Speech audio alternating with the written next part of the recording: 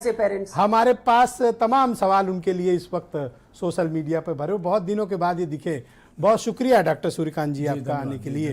देखिए आज आपकी ज़रूरत फिर पड़ गई। बहुत से लोग ये कह रहे हैं कि डॉक्टर साहब से पूछिए कि हम अपने बच्चों को अभी भेजें या ना भेजें। देश दुनिया में की जो खबरें हैं, जो ब्रजेश मिश्रा दिन भर डराते रहते हैं ट्वीट करके या खबर चला के, कोरोना ये हो गया वो हो गया, हम क्या करें? डॉक्टर सूर्यकांत से पूछिए, आप बताइए क्या होना चाहिए। देखिए मैं शुरुआत करता हूं बिल्कुल एक जिसको कहते हैं ना, जब कोई आर्टिकल लिखा जाता है तो एब्स्ट्रैक्ट पहले सबमिट किया जाता है जी। तो एब्स्ट्रैक्ट के रूप में मैं ये बताता हूं कि बच्चों को पढ़ाना भी है और बच्चों को बचाना भी है।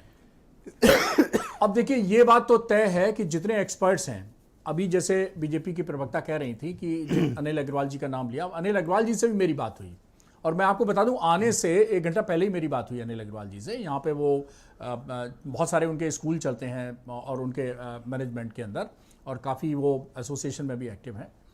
ये बात तो सही है कि 1.5 साल के अनुभव में जो ऑनलाइन क्लासेस चली उसका बहुत अच्छा इम्पैक्ट बच्चों की एजुकेशन पे नहीं पड़ता है। ये बात सही है, हम सब सहमत हैं, हमारे बच्चे भी सहमत हैं। अहमद, मेरी बिटिया खुद इंटरमीडिएट में पढ़ती है तो मैं जानता हूँ उसको भी, तो हमारे बच्चे भी इस बात से सहमत हैं, अभिभावक भी सहमत हैं, टीचर्स भी सहमत हैं, सब कोई सहमत है कि ऑनलाइन एजुकेशन एक कंपल्शन है, एक विकल्प है। हाँ, एक विकल्प है, लेकिन ये एडुकेट नहीं है।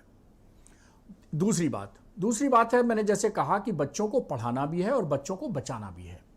अब आती है, देखिए निर्णय तो देखिए सरकार को लेना है, हम सब लोग सरकार के साथ हैं, निर्णय तो सरकार को ही लेना है, और ये खासतौर पर जो एजुकेशन इंस्टीट्यूट है, इनका मैनेजमेंट है, इनको खासतौर पर सरकार के साथ मिलकर निर्णय लेना है।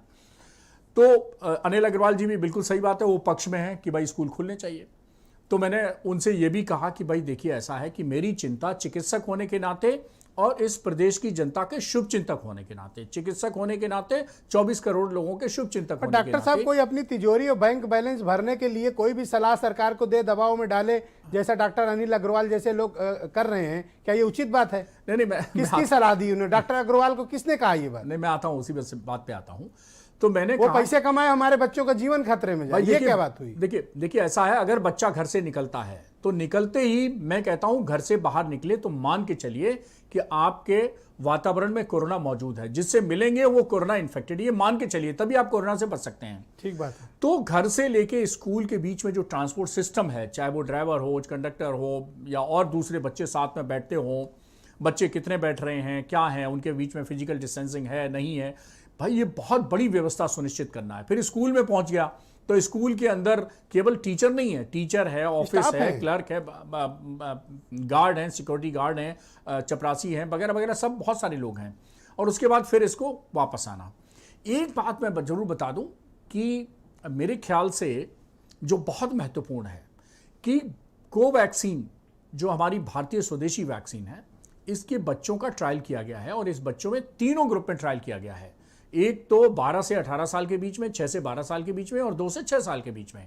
यानी आपको जो कहते हैं ना, प्ले स्कूल से लेके और इंटरमीडिएट तक के सबके बच्चों के लिए वैक्सीन मौजूद है।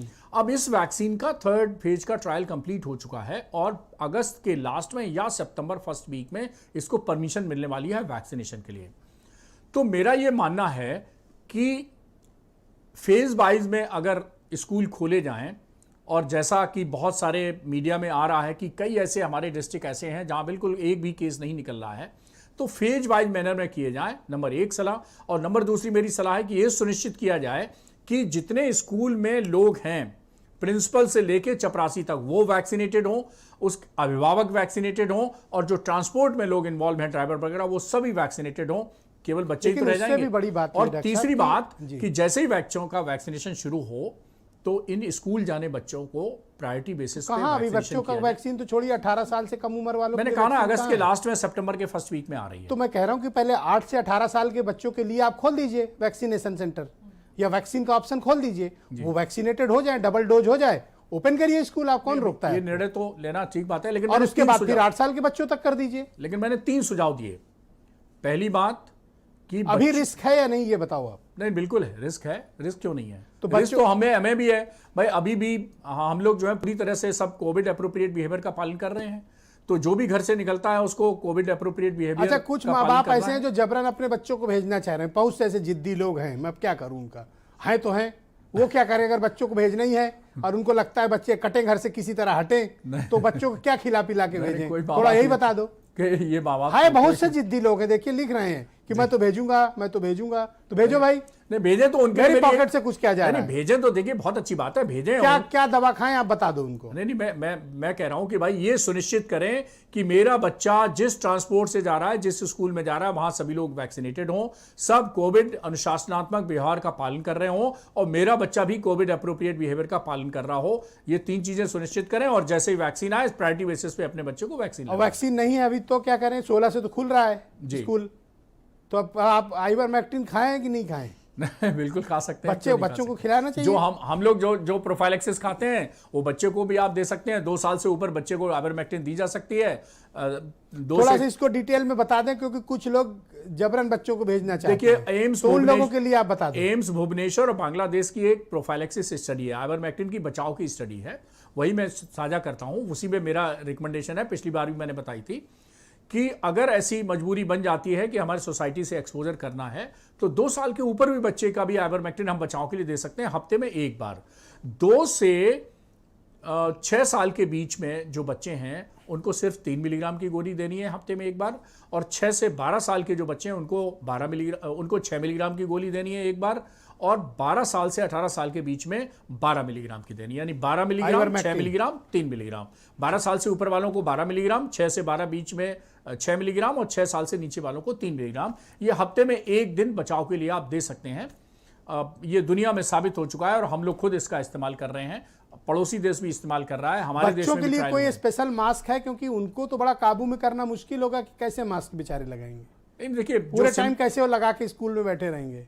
देखिए मेरा बच्चों के लिए सुझाव ये है कि बच्चों की जेब में 1-2 मास्क आप एक्स्ट्रा रख दें, और जब बच्चों को लगे कि मास्क गीला हो रहा है या बच्चों को लगे कि हमें एक्सपोजर बहुत ज़्यादा हो गया है तो वो मास्क को बदल लें। हम डबल मास्क, ट्रिपल मास्क या बहुत ज़्यादा N95 mask, simple triple layer जो मास्क होता है या कॉटन का मास्क वो लगा सकते हैं, लेकिन 1-2 मास्क उनके इमरजेंसी के लिए एक्स्ट्रा उनके बैग में रख दें या उनकी जेब में रख दें कि जब उनको लगे कि मास्क थोड़ा गीला हो गया, कई बार ऐसा ना तो वो थोड़ा ह्यूमिडिटी के कारण थोड़ा गीला हो जाता है, तो उस मास्क को वो बदल दें, या उनको लगे कि बहुत हम भीड़ में एक्सपोज हो गए थे तो भी आप मास्क को 2-3 घंटे बाद बदल लें। पर इन प्रिंसिपली आप इस बात से सहमत हैं कि बिना वैक्सीनेशन बच्चों को भेजा जाना बहुत रिस्क भरा कदम है? देखिए मैं तो ये कहता हूं कि जैसे लक्ष्मण जी ने सीता जी के लिए कहा था कि भाई इस लक्ष्मण रेखा को मत पार करना, वैसे ही घर से बाहर दहलीज को पार करना लक्ष्मण रेखा जैसा ही है, और उस लक्ष्मण रेखा का नियम हमें पालन करना चाहिए। और अगर मजबूरी में निकलना ही है तो निकलना है तो पूरे नियम, कायदे, कानून इन सब का पालन करना चाहिए। जी बहुत बहुत शुक्रिया आपका। अंजू